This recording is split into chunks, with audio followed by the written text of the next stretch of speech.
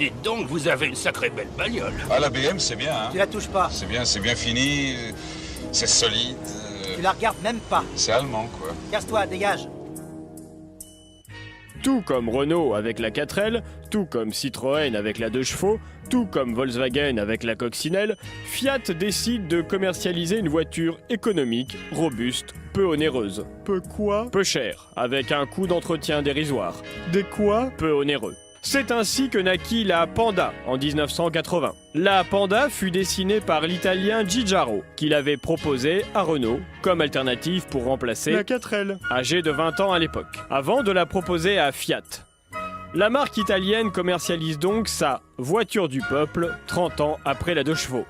Pour le prototype de la future Fiat, imaginons un concept innovant, alliant subtilement le modernisme et... On n'a pas d'argent. Sinon, l'idée d'une voiture, plutôt... Pas d'argent. J'avais pensé à quelque chose de plus... Genre pas d'argent. On peut au moins mettre des roues? Des roues? Oui. Faut que je vérifie. La Panda s'entretient facilement, et les sièges sont même déhoussables. Pourquoi faire? Pour les laver.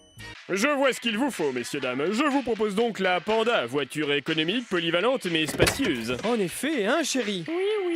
Et réjouissez-vous, madame. Les housses de siège sont déhoussables et lavables. Oh, c'est formidable, chérie. Oh, bah oui, c'est sûr que c'est réjouissant.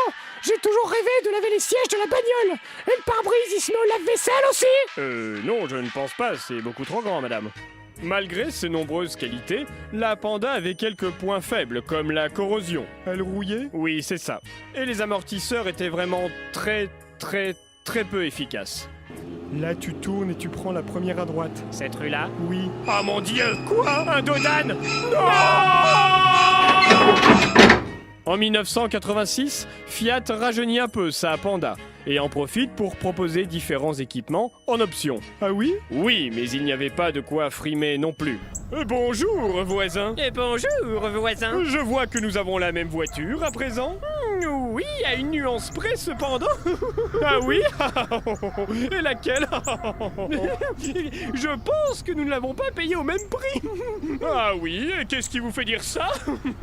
Eh bien, à la différence de la mienne, je ne vois pas de peinture métallisée sur la vôtre. Mais peut-être préférez-vous le confort spartiate des voitures bas de gamme? Disons que je répudie l'ostension du luxe tapageur. Je préfère investir dans des options dignes de ce nom, comme cet essuie-glace arrière. Oh tiens, je vois qu'il fait défaut à votre voiture. On ne peut pas tout avoir. Mais c'est voulu. J'adore quand il y a de l'eau sur mon pare-brise arrière. Oui, et vous adorez aussi abîmer vos roues.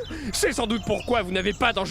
J'ai peut-être pas d'enjoliveur, mais moi au moins j'ai la fermeture centralisée. C'est un équipement de fainéant comparé à mon magnifique toit ouvrant. Vous me faites rire avec votre option de parvenu. Je n'ai cure des toits ouvrants. J'ai une décapotable. Ah oui? Où ça, s'il vous plaît? Mais laissez-moi 5 minutes. Maman, il y a papa qui découpe la voiture. Un modèle qui fit la renommée de la Panda est la version 4x4. Très appréciée dans les stations de ski, elle permettait, pour un prix modique, peu onéreux, d'avoir une auto baroudeuse capable d'affronter les pires routes par tous les temps. Avec plus d'équipement cette fois-ci? Non, toujours pas. Elle est bien ta voiture, mais il fait froid. On peut fermer la fenêtre. Elle est fermée. On peut mettre du chauffage. Il y en a pas. On peut mettre la radio. Il y en a pas non plus. On est bientôt arrivé. Je peux pas te dire. On va où? Je sais pas. Dans les années 90, Fiat commercialise la Panda avec des séries spéciales au nom plus chatoyant. Lesquelles? Fire, Selecta, Electra et Pop. Entre autres. C'est chatoyant, ça? Pour la petite histoire, la Fiat Panda fut la voiture d'un des personnages d'un manga. Lequel? Nicky Larson. Tu es prêt? Ben, je me sens un peu serré dans ces petites voitures, mais ça ira. Vas-y, démarre.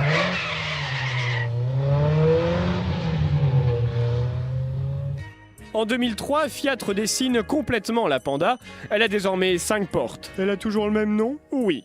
Même si la firme italienne avait songé à la rebaptiser. Comment? Jingo. Mais la ressemblance avec le mot Twingo obligera Fiat à conserver le nom Panda après un conflit avec Renault. Notons que la Fiat Panda était également vendue par la marque Seat sous le nom de Marbella. Ah, pourquoi ça On en reparlera une autre fois. Elle est si bien, tellement bien. Ma nouvelle voiture, elle marche bien, tellement bien. Ma nouvelle voiture, je l'ai reçue ce matin. Je vais la rôder de mon mieux pour qu'elle marche encore mieux. Elle marchera mieux, encore mieux.